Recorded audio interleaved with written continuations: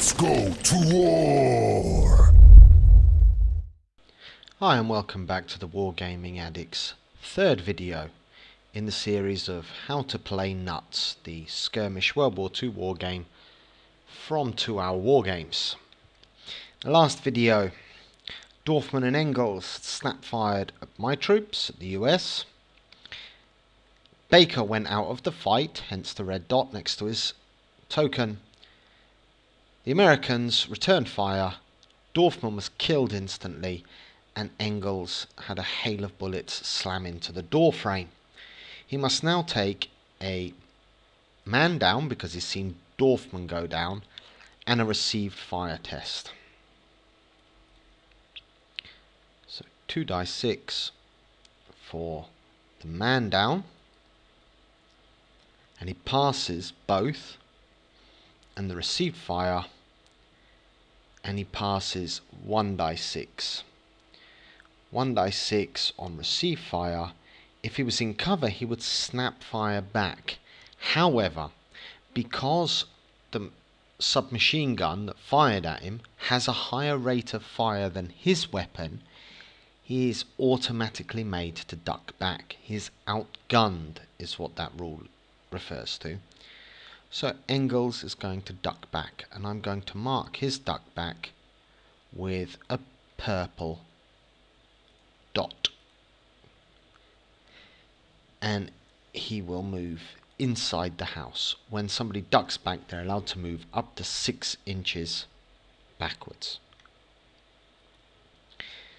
Now, we have to decide where the rest of the Germans are. So let's roll a dice and consult the chart. A 3 says that Beck and Comrade are in the house, while Arnold is in the woods to the side. So let's position Arnold in the center of the woods, and we'll put Beck and Comrade as if they were covering this approach to the house from an upper window, because they took no part in the firefight. Now, that has completed my turn, so we will now go to activation as normal. This is where things get a little bit interesting. Every turn in Nuts starts with an activation dice roll. And what an activation dice roll does, each side rolls 1 dice 6, and the one who scores higher goes first. But here's the catch. He can only activate those units that are led by a figure whose rep is equal to or greater than the dice 6 result. So for example, if I rolled a 5 and the Germans rolled a 3, I would go first, but I can only activate groups led by a rep 5 character or figure. That means with Arnold over here, not only can the other Germans not enjoy his leader ability because they're outside of 4 inches, it also means that, well, now Engels, Beck and Comrade are all within 4 inches of each other, so Beck will effectively take command and they will activate on his rep 4, whereas I and all my team are still within 4, will activate on a rep 5. However, I now have the additional headache that Arnold is lurking around very close to me with a submachine gun. Fun times. More tactical headaches. But at least Beck and Comrade are going to have to move that LMG before they can bring it to bear on me. But once it does come to bear, I'm going to be in a world of hurt. So I now need to get rid of Arnold first and set up a base of fire to stop Beck and Comrade getting a breather. But before I can do any of that, I need to know who activates and when. So a die 6 for the Americans, a 1, not great, and a die 6 for the Germans, a 3. They've rolled higher, it's less than both of their groups, so they would activate first.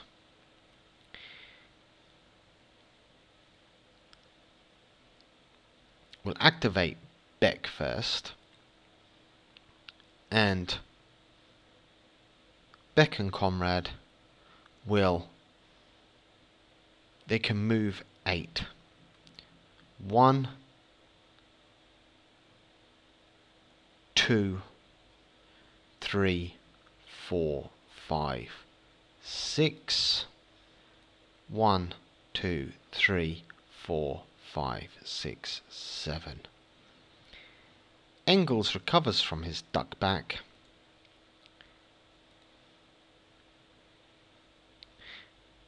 But he is not going to show himself. He's going to remain hidden in the building. Conrad and Beck are behind the wall. They have not shown themselves yet. Arnold, 1, 2, moves to there, and there is an insight check for my squad.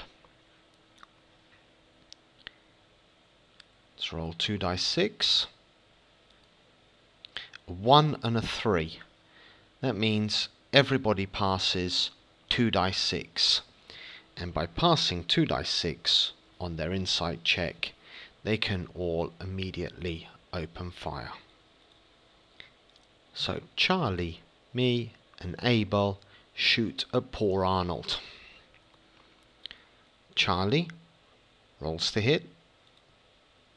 3 plus his 3, 6, no. Myself, I get, Charlie gets a second shot. He has a semi-automatic. It's a 6, that's a possible hit. A 3 means a hit. So Charlie has scored a hit on Arnold. I get to roll 3 dice. 1, 2, and 3. 2 of those are hits. And finally Abel squeezes off 2 rounds of his semi-automatic rifle. 1, 2. The second one is a miss.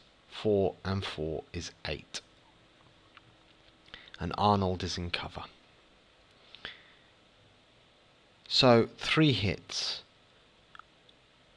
All of them a large 45 caliber submachine gun. Has an impact of 3, as does the semi-automatic rifle.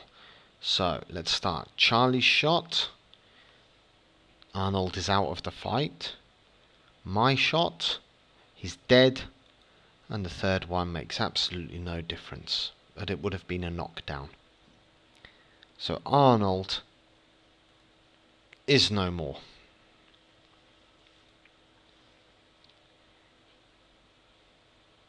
The Germans are out of sight.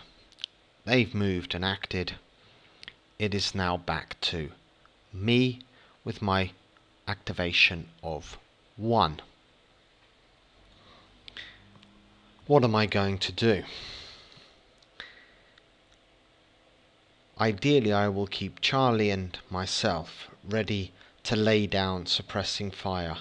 And I'm going to get Abel to move up with a hand grenade, drop it over that wall, clear out the Germans, and secure victory. That's the plan. Let's see if the dice gods grant it to me. We'll carry on playing in the next video.